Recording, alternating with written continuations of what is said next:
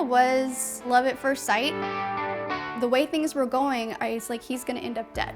I got my first threat letter to the house with a hand grenade.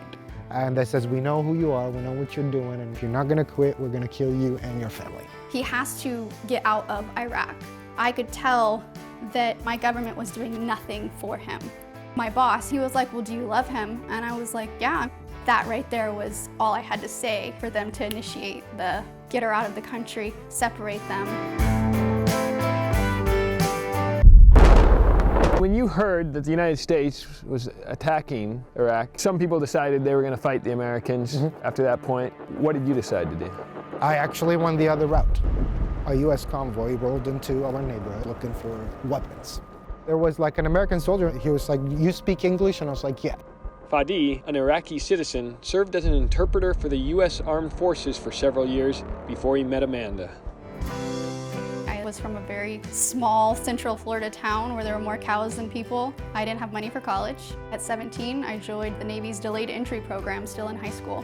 So you end up in Baghdad? Yes. We were basically tasked with just helping the new government rebuild their intelligence capabilities. She walked into the office with one of the guys there to introduce her that, you know, hey, she just came from the US, she's gonna be working at our office. He definitely made an impression. He was the only Iraqi I had seen with green eyes. And did you think she was pretty? Oh yeah, at the beginning, yes. From all guys to this, and I was like, hey, that's a big change. And when did you know you were falling in love with her? Day one. Probably within the first week or two, I knew that I definitely had feelings for him that went beyond friendship. And what would you guys talk about? Anything and everything. She was more curious about my childhood, how was life under Saddam. So you started dating? If you call it dating, we were working in the same building every day. 12-hour days, 6 days a week, 7 days a week sometimes, side by side. So it was an office romance? Yeah. Yet you had to keep this relationship a secret? At the time, yes. Prior to my arrival there, he had already been working for the US and risking his life for us for over 2 years. And he was telling me about the death threats that he had had. He was telling me about his identity being sold to extremists. A group of translators decided that they're going on their leave or their vacation. I was like, you know what, maybe I'm not gonna go home right now. I'll just wait until this kind of goes away. Majority of the translators that went home that day didn't make it home. They were all captured and then they were shown on videos being beheaded. Our enemy is not stupid. Al-Qaeda realized how critical these translators were to our success over there. They were going after them personally to kill them. And so of course I was asking my bosses, I'm like, hey, look at what Fadi's going through. We have to get him out. My boss, he was like, well, do you love him? And I was like, yeah. That right there was all I had to say for them to initiate the get her out of the country, separate them. While they're trying to break us up, I'm fighting it. I'm like, no, I'm going to get him out. I don't care what you say. I don't care what you tell me not to do.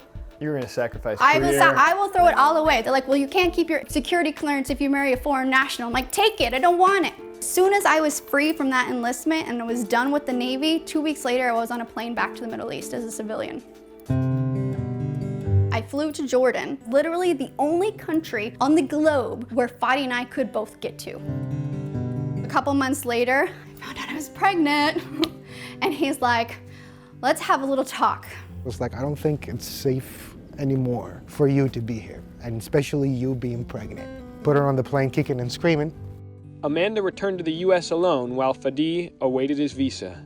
She gave birth to the couple's first daughter just 6 weeks before he arrived. He went through all the questioning and they released him, and I was able to bring him home to meet his daughter.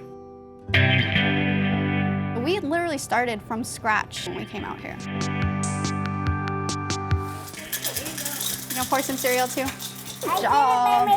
Yeah, you did. This neighborhood, what's it known as? The city is El Cajon, but everybody calls it Little Baghdad. Little Baghdad here, right outside of San Diego, because so many people are from Iraq.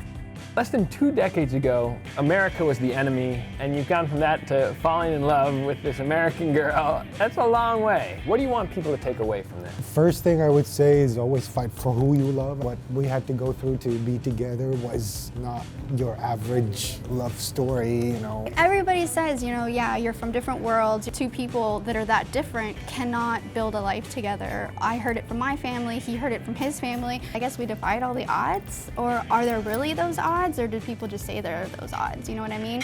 You ready? You got a lot of stuff in this garage. This is stuff your community is bringing together. This is a small amount right now. Yes, we get church donations, local synagogues donate, folks in the local neighborhood dedicated to helping refugees that are settling in the El Cajon area. John McCain was a huge reason why we have this special visa that these guys can use, because he remembers having to leave behind his Terps in Vietnam. So he really helped us get what's called the special immigrant visa passed through Congress. Right now, there's actually 35 families here, and that equates to about 200 men, women, and children that we're trying to help support right now. They all have the same goals. They want opportunity and a future for their children. They want them educated. So they came here because they really had no other option. And they just want their kids to be happy, they want their kids to be healthy, they want their kids to be safe, and they want the American dream.